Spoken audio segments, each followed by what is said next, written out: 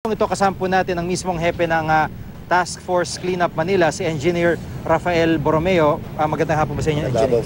Apo, dito po sa nangyaring cleanup drive, ano po, paano po ba? Cleanup drive po ang talagang termino na ginagamit po ninyo? Parang actually, nagsimula po kami kahapon na umaga.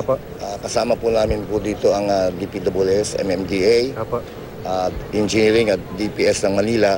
Kasama rin po namin kapulisan ng umaga. Una po namin binaklas po yung mga illegal structure dito. At ikagabihan, bumalik po kami kagabi ng alas 8 para tingnan naman lahat na yung mga kung bumalik po sila dito. Bumalik talaga sila. At ang problema, marami na pong natutulog dito sa ganong oras. Kasama po yung pagbalik ng mga kubol-kubol. At marami na pong natutulog dito sa lugar po ng Bewak. Apo, mga ilang kubulho o tindahan po yung pinag-uusapan dito na sa pagkakalam po?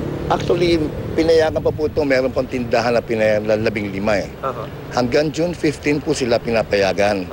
Na manatili silang, pwede silang magnegosyo, manindahan dito. Kaya lang may oras na ayon po sa Bureau of Permits, pwede po sila magtinda ng alas 8 ng umaga hanggang alas 10 ng gabi. Pagkatapos ng wala na po. Dapat dala-dala nila tindahan nila. Hanggang June 15. After June 15, totally po, wala na po sila.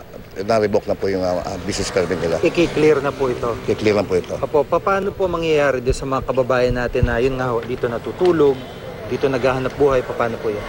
Ang pinagbabawal po natin noong una-una dahil na-revoke na po yung permit, babawal na po natin mga nagtitinda. Hindi naman natutulog, talagang bawal naman po talaga kahit na po, kahit na sa ibang lugar, hindi lang po dito, sa ibang lugar bawal talaga. Ang una pa namin ginawa, sinasabihan sila namin na bawal matulog dito para madali nila pong makausap. Kaya, At binabanggit po ni Mayor Erap na meron pong balik probinsya program.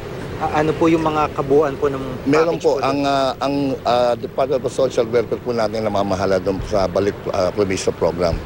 Meron bang cash para sa kanila? O usually, tinutulungan po ng siyudad ng Maynila para sila ay maibalik po sa probinsya nila. Paano ho kung after nung deadline po ninyo, may makita pa ho kayo, pa-arestoin na ho yung mga yun?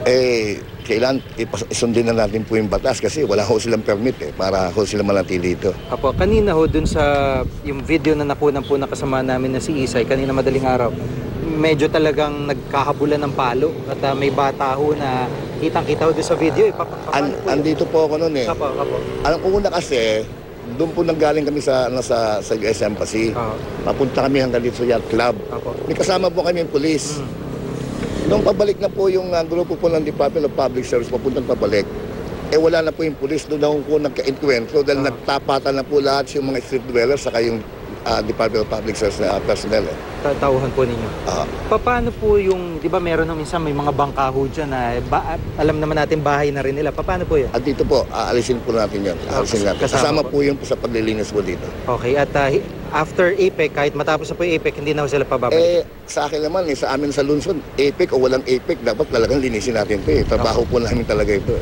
Bilang Pangulo po, ano po ang mensahe nyo sa mga kababayan po natin na naririto pa ho hanggang ngayon? Sa mga kababayan namin, iba po siguro, tiga Manila rin, pakiusap lang po ng lungsod. Pakiusap na rin po personal. Iwasan niyo pong matulog dito. Hindi na po ito ipasyalan. Maganda po yung lugar, sayang. Natadayo po ng turismo, kaya lang nadidismaya.